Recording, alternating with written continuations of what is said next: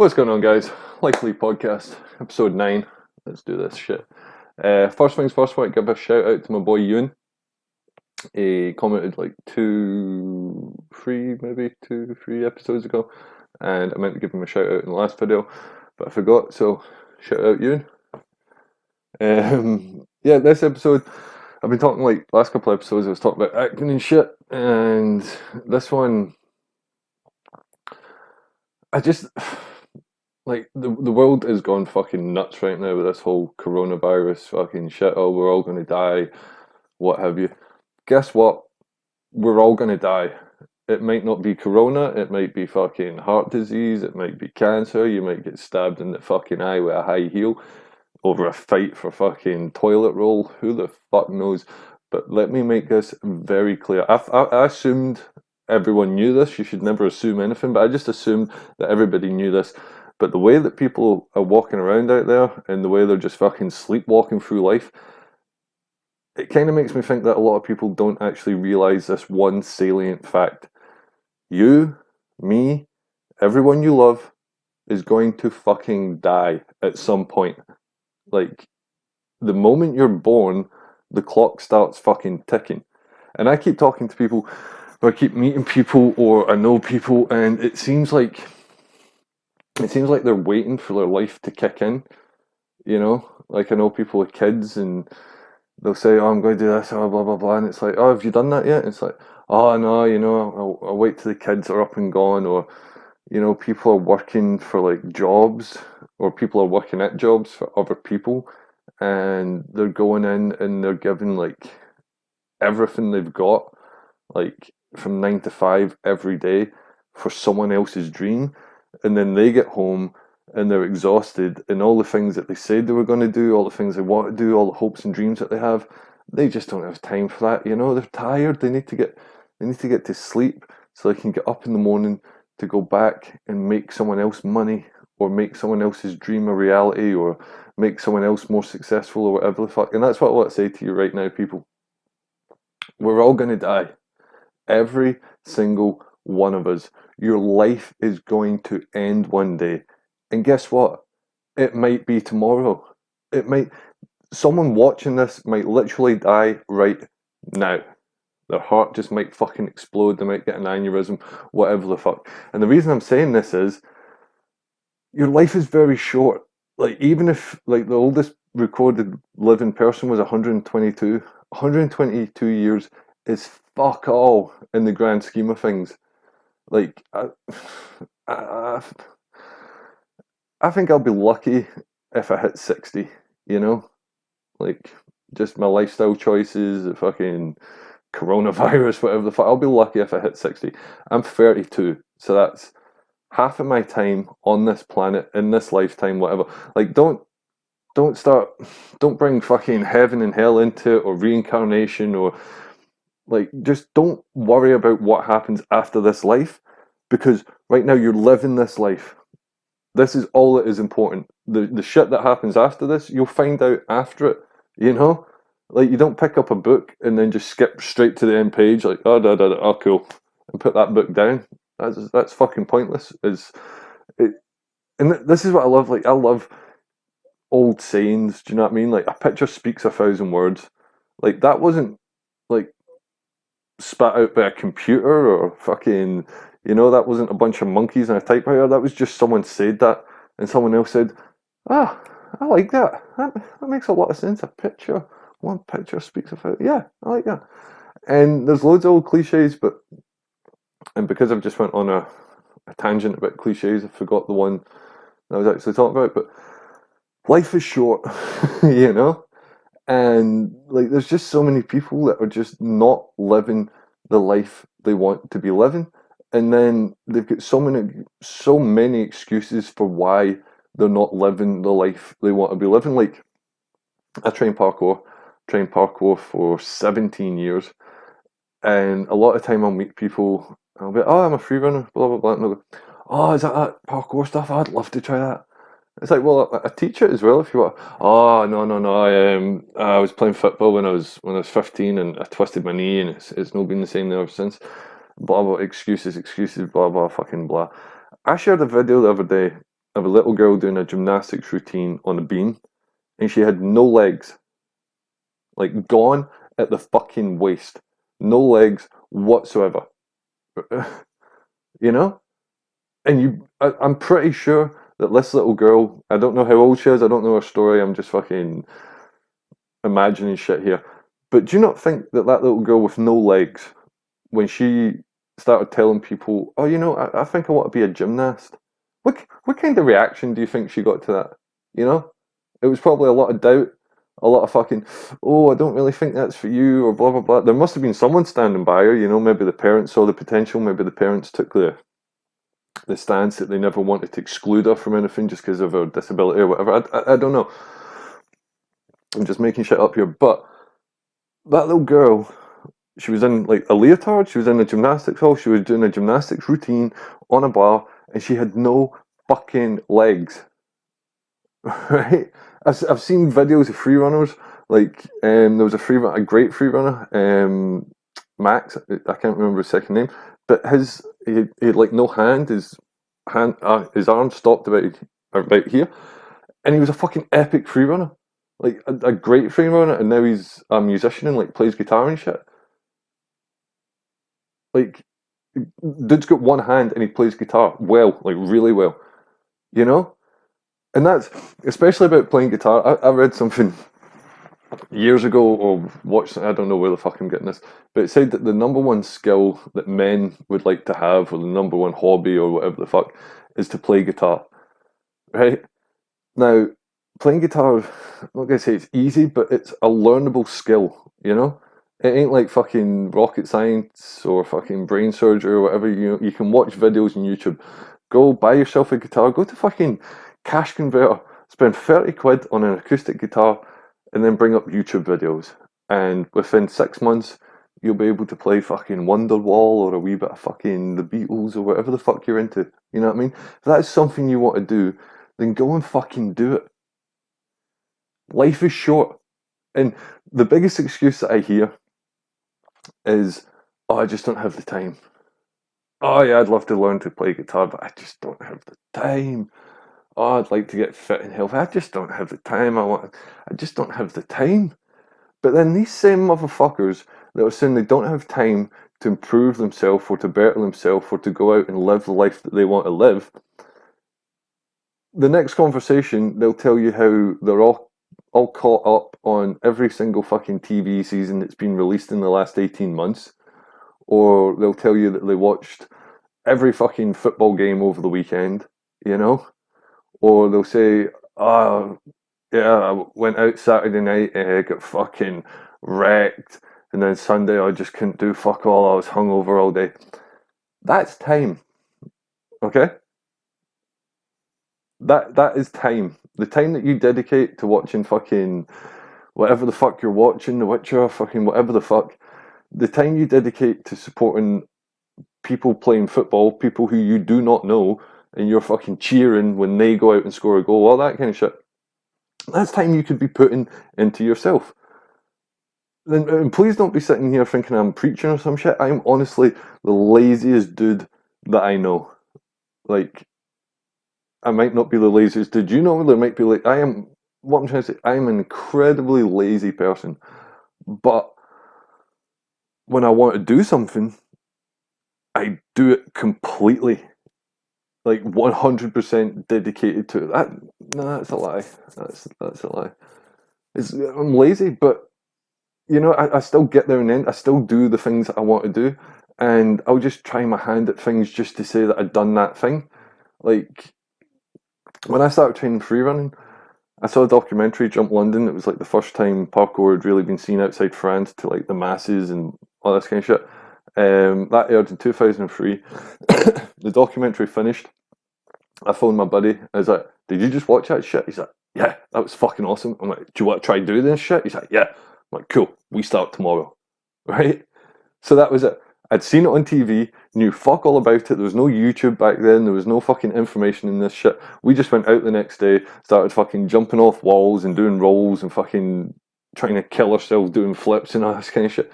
And then a couple of weeks later, other kids were walking by and they're like, "Are you doing that parkour, fucking free walking stuff. Can you just teach us how to do it? And we're like, well, we don't really know what the fuck we're doing, but sure. And then these other fucking people came along, blah, blah, blah. Before I knew it, we'd built a team. And then before I knew it, we were doing fucking live displays. Then before I knew it, we got fucking sponsored by Puma. And then we got a contract with the council to teach in schools. And then I'm doing fucking action movies and I'm using my parkour skills and that. That all came from me watching TV and just going, I might try that, you know? And it's because I actually went out and tried it, you know? I didn't sit like, oh, that would be cool to do. Oh, imagine if you could do that. No, I went out and done it. It's that fucking simple. Anything you want to do in this life, just go and fucking do it, you know? And don't put the excuses up there like fucking, oh, I can't. Like when I started doing graffiti and like stenciling and fucking canvases and all that kind of shit, I don't consider myself really artistic at all. But I watched the Banksy documentary, Exit Through the Gift Shop, and up to this point I thought Banksy was like a tremendous, like I've got Banksy, I can't turn my arm this way, but I've got a Banksy tattoo there. And I just thought he was a great artist. I didn't know his process, I didn't know how he was creating this art, pardon me. And then I watched this documentary, pardon me, and I watched it, I was like, is that it? Is that all he's doing? Just fucking getting the thing and, you know, stenciling and then painting, blah, blah, blah. I was like, I'm going to try that. So the next day, I went and bought some spray paint, got a little craft knife, I'm getting a fucking cornflakes box and I'm ripping the side off it and making a wee shitty stencil. And I tried it and I sucked at it. Like, so bad. Like, so bad. The cutting, the painting, every aspect of it, I failed it. And I left it. And then months later, I saw the artwork that I'd done. I thought, that is so fucking shit. That is so fucking bad. And I thought to myself, but obviously it's meant to be bad. That was my first attempt at this. Maybe if I try it again, the next one will be better. So I tried it again, and I'd done like this fucking stormtrooper painting kind of thing, and it was pretty cool. Like I think it's cool as fuck. Gave it to my mate. It now hangs on his fucking wall. And that's became a great thing. Like whenever Christmases or birthdays, not every time, but if someone's really interested in something, be it like a movie or a band or whatever, I'll just paint them a canvas, you know? And then they've got like an original piece of artwork, completely custom made for them, signed by me. If I ever fucking do any shit with acting or fucking music or stand up or any kind of shit, and become like fucking famous or any shit, then they've got like a nice wee memento. And if not, if I'm just regular Lee and we're just friends, then it's still a nice thing to have a piece of custom artwork made especially for you by someone that loves you, you know what I mean? And that all came again from watching TV and thinking, oh, I'd give that a bash. Same thing with movies. I fucking love movies. I love the escapism in movies, and I need to disagree with Scorsese. Like, I love Scorsese movies, you know, Casino, fucking Goodfellas. I've still not seen The Irishman. I probably should, and I will, but I've just not seen it yet. But for me, like, the cinema experience, like, I love going to the cinema. I love popcorn. I fucking love popcorn. And I've went to the cinema before, just walked in, large popcorn please, walked the fuck out, like I've been training or whatever, just walking around with this type of popcorn. But I love going to the movies. You know, you're sitting in the seats, the trailers come up, just that whole fucking excitement. It still lights the same fire in me as it did when I was fucking 5 years old. In fact, the first time I ever had my mind blown by a movie, did I talk about this already? Anyway, fuck it. Yeah, I love movies, but for me, a movie should be like, dramas are good, you know, love stories are good, comedies are good. They're all good. They all use the fucking, you know, the expression of film very well. But when I go to the cinema, I want to see fucking aliens. I want to see explosions. I want to see dudes flying around in fucking armor, shooting fucking missiles for their knuckles. You know what I'm saying? I want to see the shit that I cannot see in everyday life. Like, I would never go to the movie. I would never go to the cinema and watch a Scorsese movie. You know, and that's the thing. Like, I know gangsters. Like I grew up with some fucking dodgy ass people. I've been in some sketchy situations with drug deals or people haven't paid their debts, and there's been people after me before. Do you know what I mean? I've been in that kind of world. Same with fucking rom coms. I've been in a rom com environment. Like when I was engaged, like the girl proposed to me after 11 days. We met each other. 11 days later, she proposed, and then we had like a great 4 year fucking relationship. Like that's a rom com right there. You know what I'm saying?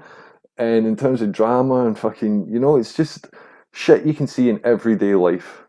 Like, yeah, it's might be shot better or the words might be a bit better because it's scripted, but for me, going to the cinema and movies, it should be shit that I cannot see in real life, you know?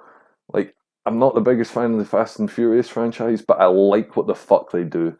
You know, just that balls to the wall, fuck it, yeah, we're going to jump this car to that building, fuck physics, it'll look good on film, that's the fucking shit I like. And then when the World War Z thing popped up, I thought, fuck it, I'll try and get into movies, you know? And that's all it was, I'll just see what happens. Went, was an extra, fucking epic, great shit happened.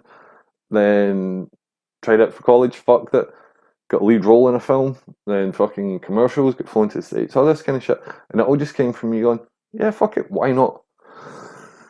even even in terms of fucking dating and shit like that, like last year, I had a girl on Facebook and like on paper, on social media, I thought this chick was awesome. Like just exactly what I was looking for, just ticked every fucking box. And I could have just left it. I could have just like I didn't know the chick. We had no fucking connection whatsoever. She lived kind of local, but just like the shit she was posting, and like there was weird synchronicities and this kind of shit. And I thought, no, this is the one, you know. Um, so like I ended up picking her up, and we went on a date, and it ended up really not going as I expected at all. But I wasn't wondering anymore, you know. I wasn't sitting anytime she popped up on my timeline like, oh, just imagine if I could talk to that chick and ask her out, blah, blah. I'd done it, right? It didn't have the exact fucking result I was expecting, but at least I wasn't wondering anymore, you know? Tried my best, open and honest, put it all on the line. Didn't happen. Cool. Move on, you know? Or maybe not move on, but at least be open to the next thing that happens. And that's, like, I've seen this pop up so many times. There's like, studies being done in like hospices and fucking intensive care wards, whatever the fuck, with people that are dying, basically terminal people, and they ask them like, "What advice would you give? What's your best bit of advice for people that are going to be living after you fucking die?" And the most popular thing is, or I don't know how to phrase it, but and again, it goes back to cliched old sayings. It's the things you don't do that you regret the most in life, right? It's the things you don't do. Yeah, I regret hitting that chick up because, it's kind of embarrassing. Like, you think something's going to happen and it doesn't, and you're like, you've put that person on a bit of a pedestal, and then, you meet them and they don't come up to your completely unrealistic expectations because you've never met this person, you're basing it on social media, blah, blah, blah. But I went for it. I found out, you know what I mean? The same with fucking acting. Like when I went for college, like I had two experienced people in that industry tell me, "Nope, you ain't good enough for this," basically. And that was because they were just meeting me off of that fucking audition that went horribly. Check 2 episodes ago if you want the story in that. But I could have just been like, all right, cool. These guys obviously know what they're talking about, so I'm just going to drop out and just not pursue this anymore. But I was like, no, this is something I actually want to do, so fuck it, let's go. And I didn't follow the normal trajectory into acting or any of that kind of shit, but I made it work for me, and I've had some cool fucking shit happen just because I wasn't willing to take no for an answer. You know what I mean? And like I'm just getting so pissed off with people in general. Like, go out and do something, just anything. Whatever the fuck you want to do, please just go out and do it. Because that is why we are fucking here. Not to watch other people do stuff. See, if you really love football, right? Which I know a lot of guys can do. I lived in Scotland, it's a big thing here. But see, if you really love football, go and join a fucking pub team. Go and join a fucking five-a-side team. And then see on a Sunday, it'll be you that scores a goal. And then you can celebrate because it was you that scored it. And your teammates will be running over and fucking high-fiving you and hugging and shit. Would that not feel better than sitting at home or in a pub watching other people do it and then you going fucking mental because they scored a goal that's got nothing to do with you? You don't feel like you're piggybacking on that at all when you could be out there scoring your own goals, you know? Like, I ain't trying to be a dick here, but live your life. Just like right now, stop this fucking podcast. You've just wasted 20 minutes of your life listening to me talking about my fucking life. You know what I'm saying? But I've just watched Chris D'Elia's podcast, so I wasted 90 minutes before I even started this listening to Chris. And that's why I'm doing this kind of podcast. If you listen to Chris D'Elia, that boy don't give a fuck. You know what I'm saying? Life rips. It's all about sucking and fucking. That guy's on point. He is living his best fucking life. And like, fuck. I watch Chris doing a podcast. I watch fucking Joe Rogan, Bill Burr, Theo Vaughn, Brendan Schaub, all them guys doing podcasts. And I think, you know, I'd like to do a podcast. And guess what? Life Elite Podcast, episode 9. How you doing? You know what I'm saying? And all those guys are comedians. I'm gonna try my hand at stand-up comedy this year, right? And this is a good thing because this isn't me telling you a story of how I got into something and how it panned out and what happened, blah blah blah. This is the genesis. Like at some point this year, I don't know when, I am going to try and do a 10-minute open mic set or whatever the fuck. I'm going to try my hand at stand-up comedy, right? I've already got a couple of bits. I've wrote out some stuff. You know, I've almost got my 10 minutes. I just need to put some work in it. But it's something that I'm going to try. You know why? Because I fucking love stand-up comedy. I love it. And especially these guys, especially what, like, to me, I call the LA crew, because, like, they all just hang out in LA at the comedy club doing fucking stand-up at night, and then during the day, they're all doing podcasts, acting work pops up, blah, blah, blah, and they live in LA, where it's sunny most of the time. Just seems like a cool lifestyle.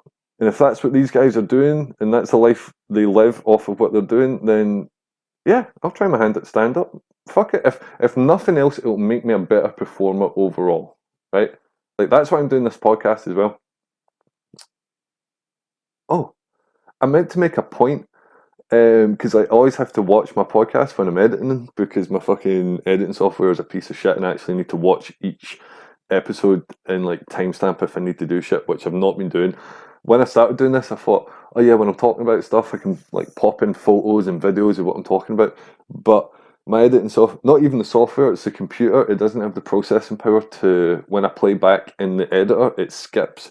So it was really hard to sync shit up. And it's also why I can't really edit like freerunning videos and sync them to music and shit anymore, which I used to love to do. Anyway,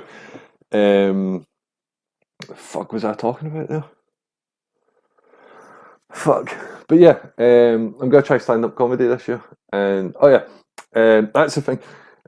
Watching these back, I kept saying blah blah blah constantly. Like I'd be telling a story and I'd say, yeah, so I was in primary school, and you know, like we were all just colouring in and blah blah blah. And it seemed like every second or third sentence I was saying blah blah blah. So from now on, I'm going to make a conscious effort to stop saying blah blah blah, and I'm also going to make a conscious effort to stop saying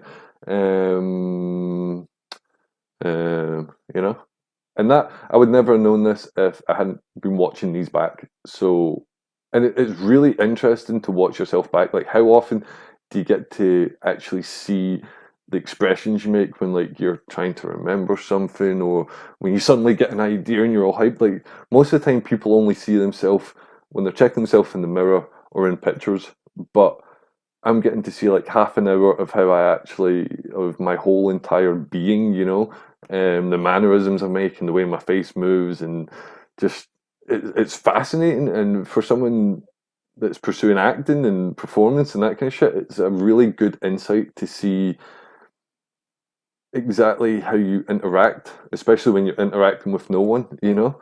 So yeah, so that's something, and it's something that will be chronicled in the podcast. Like everything else is kind of just me recounting shit that's happened, but this light's flickering like fuck. But yeah, in terms of stand up,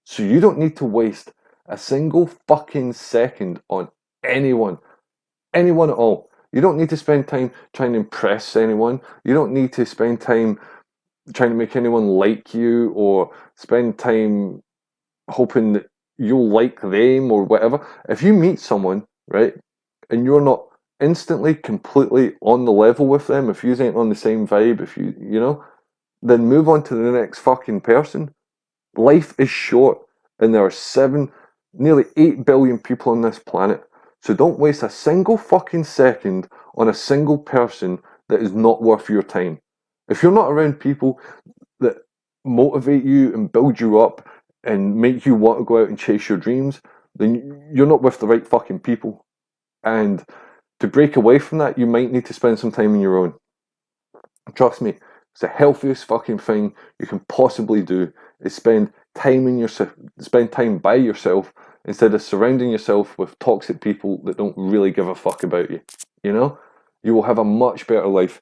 And before Corona comes and wipes us all fucking out, just please go out and do whatever the fuck it is you want to do. Any fucking random dream you've ever had, go and pursue it with everything you've got.